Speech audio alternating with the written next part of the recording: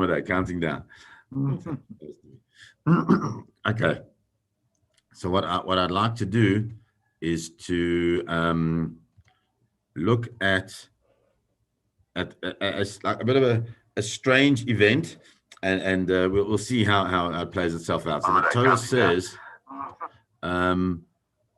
Torah says, tell that after this we spoke about yesterday, with all these things were happening, everybody was complaining. So Moshe Rabbeinu gets very frustrated, and as part of his frustration, he says to Hashem, I can't do it any longer.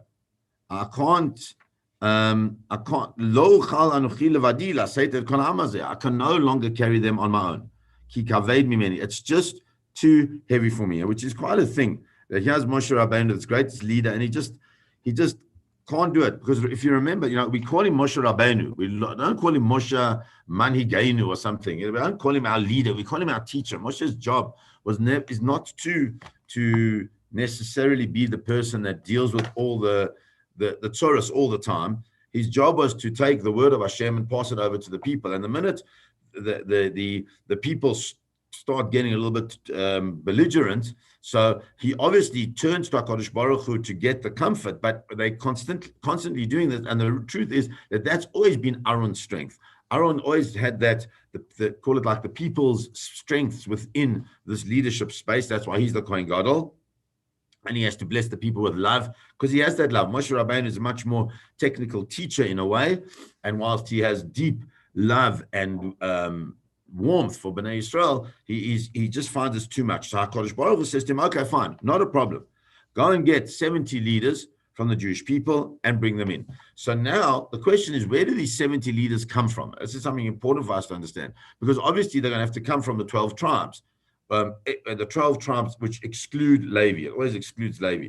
So if you try and get 70 out of 12, it doesn't really work, because if you would say 72, that would work, because you get six from each tribe. But you don't have that. What you have is you have 6 from all the tribes, and 5 from 2, and 2 guys are left out. And that's what we're going to look at to see what happens here, because it says, I'm now in Bamidbar Yud Aleph Chaf Dalet.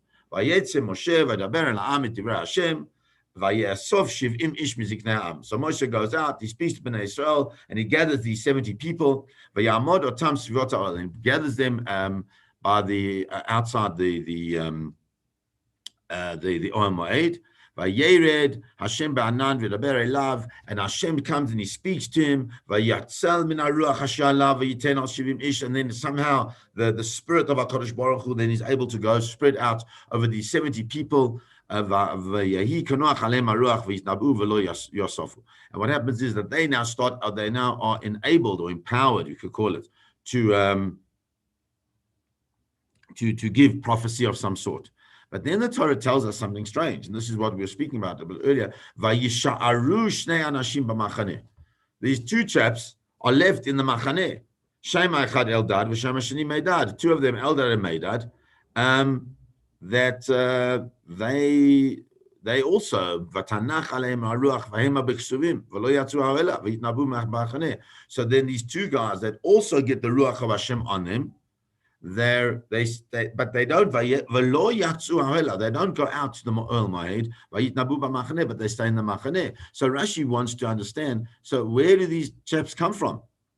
What do they do? How come these 2 guys are sitting in the Machaneh and Eldad and Meidad, and they've got Nevuah? And so he explains what I was saying is that of every Shevet there were 6 people except for 2 Shvatim, who were the only 5.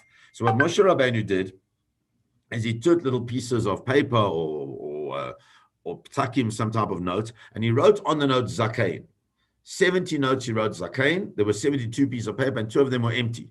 And everybody came past and pulled it out of a hat or out of a box. And so whoever got the name Zakain, they were one of the 70 Zakainim, but 2 of them weren't. 2 of them weren't, and this is Eldad and Meidad. But even though they weren't given the designation of Zakain, as Rashi says, Misha ala biyado Zakain nit kadesh, he gets the kedusha, but Misha ala biyado chalak amar lo hamakom lo chafetz bacha. Whoever got the empty piece of paper which didn't say Zakain, so they would say to him, Hashem doesn't want you to be part of these 70 people. And these two, Eldad and Meirat, are clearly great people that are also somehow able to get this prophecy, this power of prophecy, and they start vayitnabu b'machane. They start giving nevuah in the machane, and we don't know what they say, except the Gemara in Sanhedrin says, because the Torah doesn't tell us what they say. What we do here is it says vayarat hana'ar, that the youth, and that they say is Menashe. Vayaged leMoshe. Sorry, not Menashe. It's one of Moshe's sons. Vayaged leMoshe, and he comes and he says to Moshe, Vayomar, he says to Moshe, Eldad u'Meirat mitnabim b'machane. Eldad and Meirat are giving prophecy in machane. Oh, and Vayan Yoshua bin Nun, and Yoshua comes and he says, Moshe Klaim, stop them. And Moshe says, no, I'm not going to stop them. You know, that everyone's entitled to prophecy. It's not a problem. But why is it that the Na'ar, that this young lad who comes to tell Moshe, is telling him something that they're prophesying, which is such a bad thing? So that to the extent that Yoshua says, stop them. So the Gemara in Sanhedrin, as we said, says the following: Manis Nabu, what did they prophesy? Amru Moshe meis for Yeshua machnis es Israel Aretz. Says Moshe is going to die, and Yeshua is going to take the people into Eretz Israel. Sure. What a thing. They're prophesying that Moshe is going to die, and that Yeshua is going to take Bnei Israel into Mitzrayim. Moshe hears it. Yeshua says, tell them to stop. Moshe says, no, it's fine. It's not a problem. So the question is that, firstly, where do they get this from?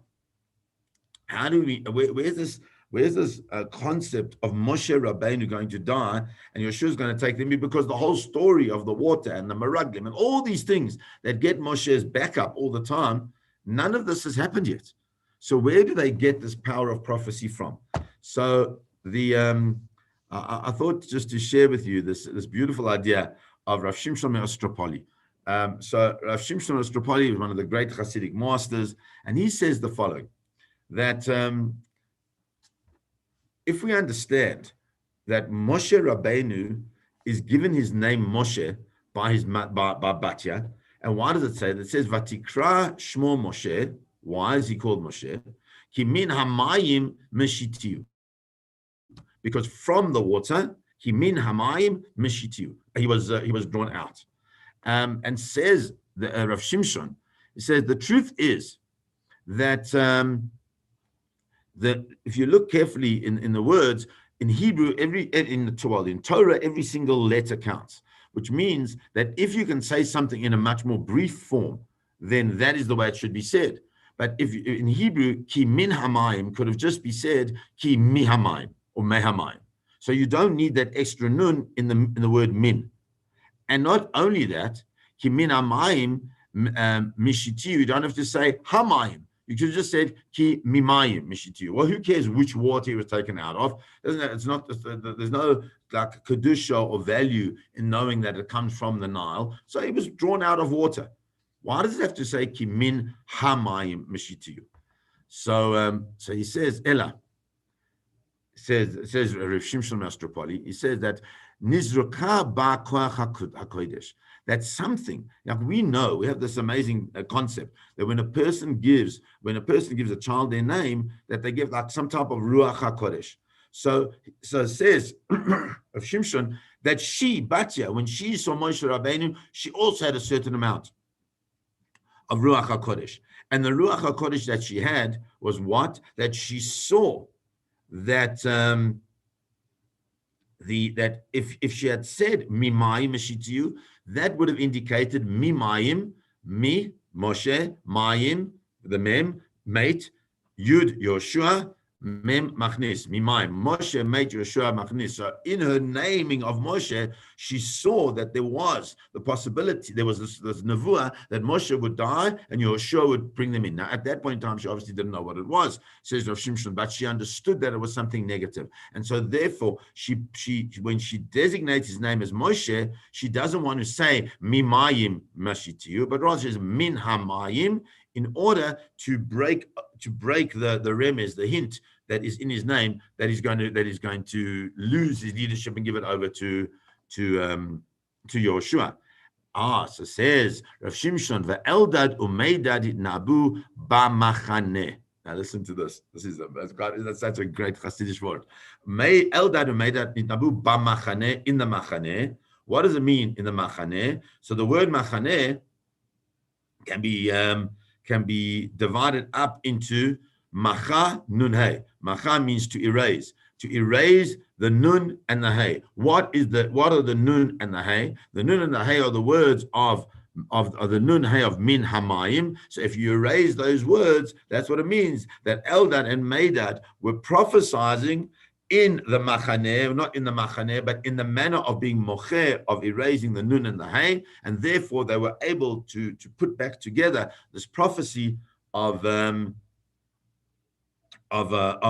what Batya, the adopted mother of Moshe Rabbeinu, was able to see, which was that Moshe made and Yehoshua machnis, which it's the Mishnah in Pirkei Avot tells us that there's certain things, the Ikar Dinim are Nida and Kinim and all the complicated laws of Halakha, and that Gematrias and other kind of things such as these are just the Parpaot, they're just like the appetizers. And it's just interesting that that he mentions that. I'm not sure what we can learn from this on a deep philosophical level, but I think it's quite interesting. But the Bahaalotchah says that the word mitnabim, which is the word that describes what Eldad and Meirat were doing. The Bahaalotchah says that mitnavim is the Rosh Tevot, is the acronym for Moshe Tanuach Nafsho Bagan Elohim Yehoshua Machnis. That the actual, it's not in the word machaneh that the Eldad and Meirat, we can find what their prophecy was, but in the word mitnavim,